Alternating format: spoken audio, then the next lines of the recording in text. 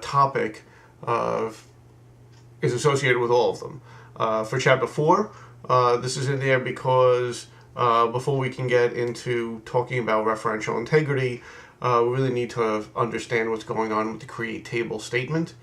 This is in the project because one of the project milestones is the create table statement, and it's also in chapter 6 because chapter 6 covers SQL, and one of the statements in SQL that we need to learn is table creation, the create table statement.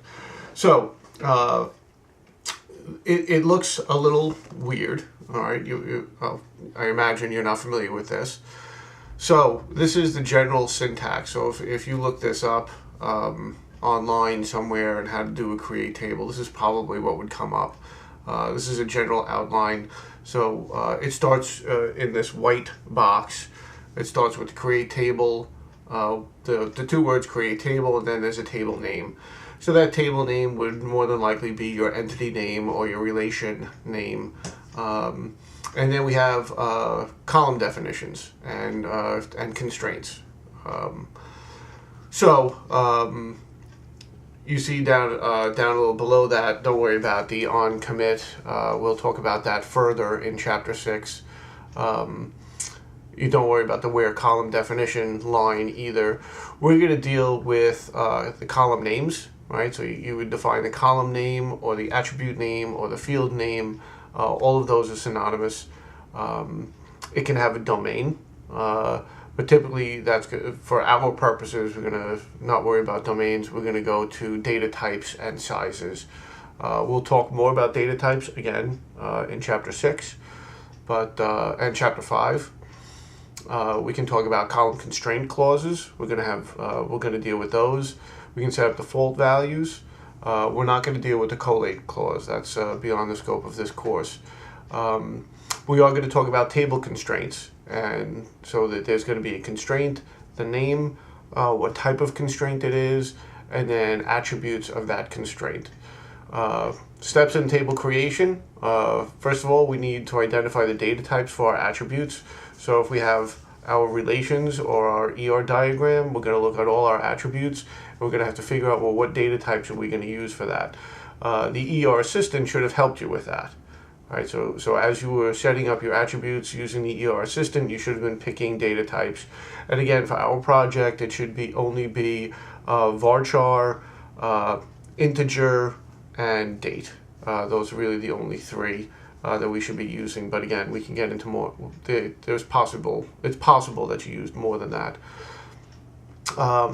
You want to identify columns that cannot be null. Again, going back to business rules. Can I have a customer without a customer name? Those kinds of rules are going to be supported or enforced by identifying which ones cannot be null. We have to identify columns that must be unique.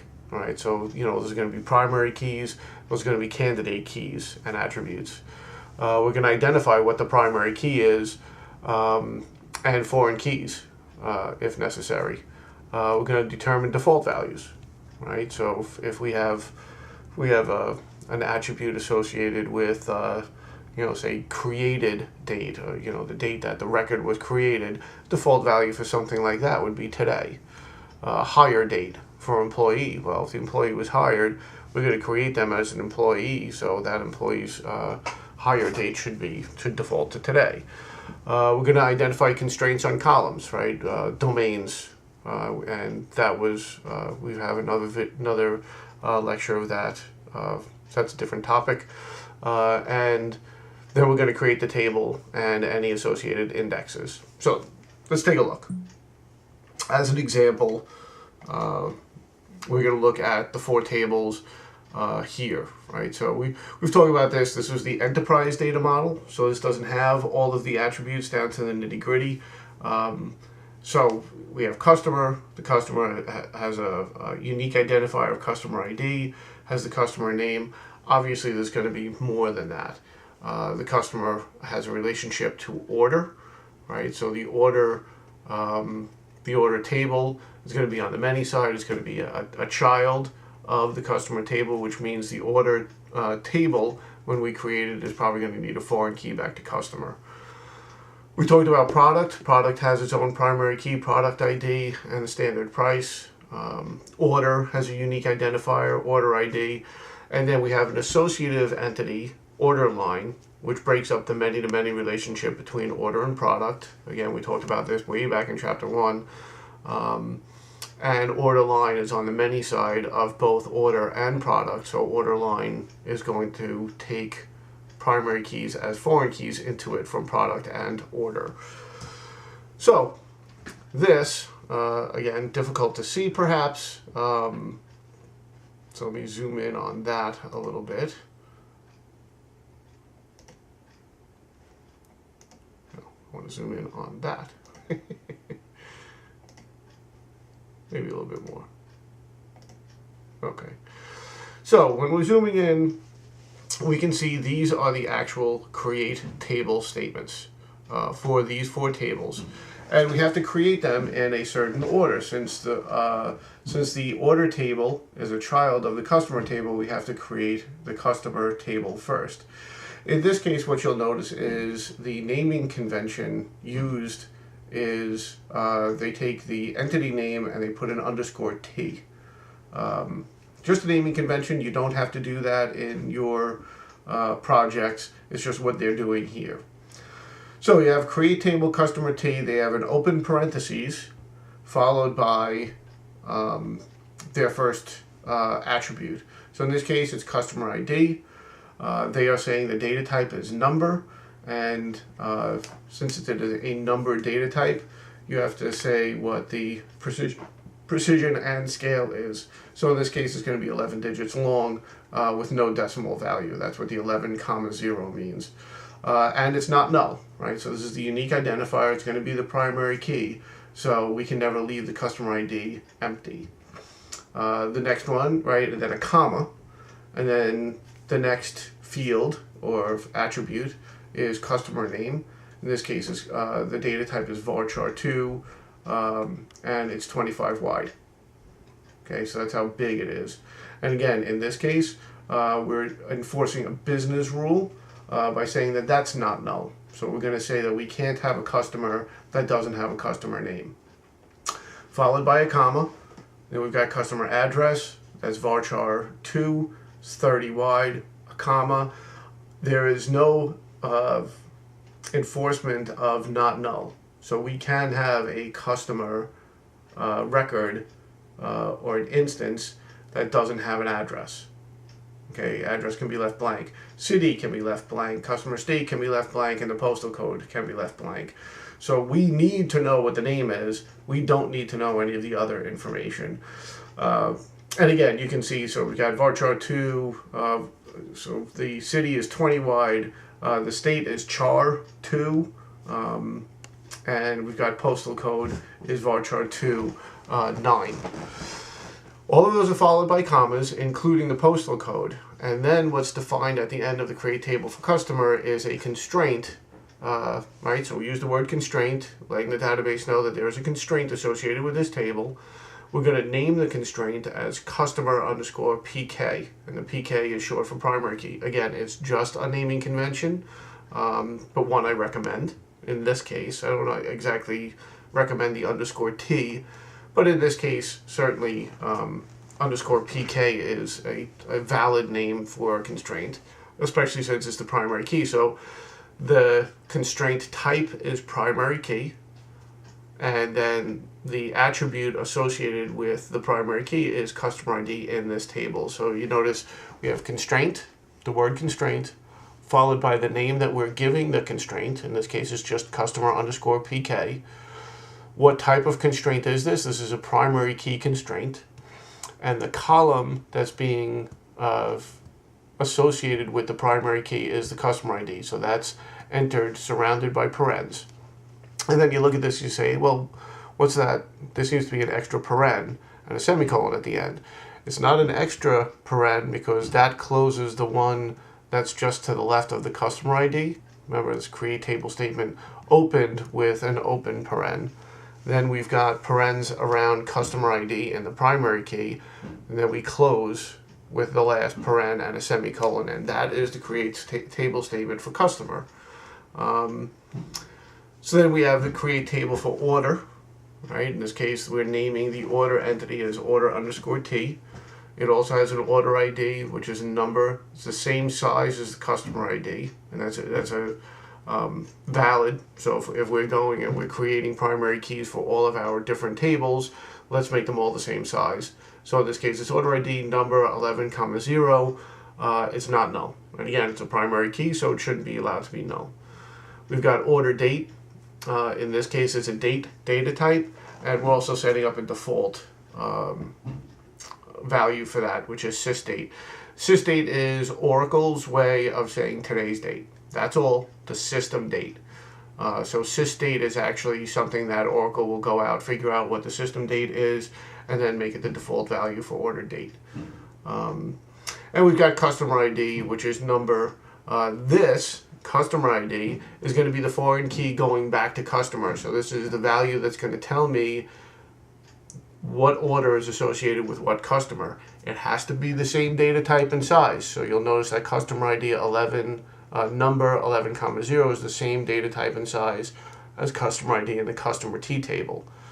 So you have to make sure that that works. So if you're ever creating foreign keys, you have to make sure the foreign keys that are in your tables are the same data type and size as the primary key in the associated table. In this case, the create table statement for order has two constraints associated with it. One of them is order PK, which is defining the order ID as the primary key for this table. The second constraint is order FK. That's a foreign key type of constraint associated with the customer ID column. And then we use the word references to say that it references the customer T table and the customer ID attribute or field in the customer T table. So that's how that whole constraint works. And that's what all the rest of the tables in here use. Those are the different constraints. We're really only going to use primary keys and foreign keys with the references. The only other thing that's a little strange is the create table statement for product. In this case, you'll notice that if you look at product finish, there's varchar 20 and there's no comma after that. The reason there's no comma after that is because we have what's known as a check constraint there.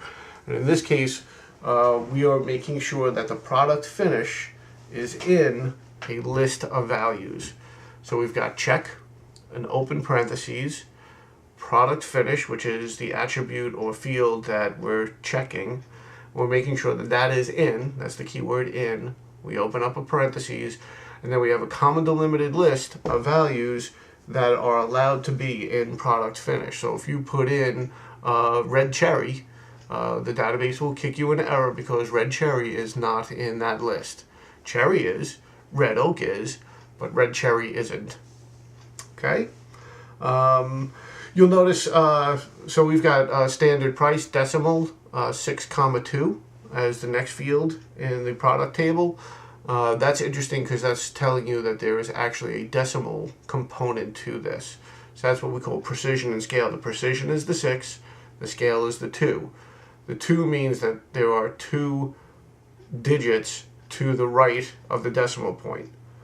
So we've got 6 digits altogether, 2 of them are on the right. So the largest number we can put in there is 9,999.99. And I hope that that's clear. Okay, so let's I know this is a long lecture, but this is a complex topic that I need to cover thoroughly. So this is taking a look at the product table. So this is the attributes and their data types. Just taking a snapshot, putting a couple of red boxes around certain things. We've got our not null specification in the product table, and we've got a constraint named product PK, the primary key for product ID. Primary keys can never have null values. Actually, that's kind of not true in the newest versions of most of the database management systems that are out there, but for our purposes, that's still true. This is the constraint for the primary key and non-null specifications. So some primary keys are composite, composed of multiple attributes. In this case, this is the order line table. Remember, so order line is the associative entity between order and product. We need to combine the order ID and the product ID in order to make the primary key. The way we do that is with this constraint line, constraint order line underscore PK, and again, order line underscore PK is simply the name of the constraint. It can be anything you want. The type of constraint that this is a primary key constraint. And then we have to have a comma delimited list of the attributes that make up this primary key. So we have order ID and product ID as a comma delimited list.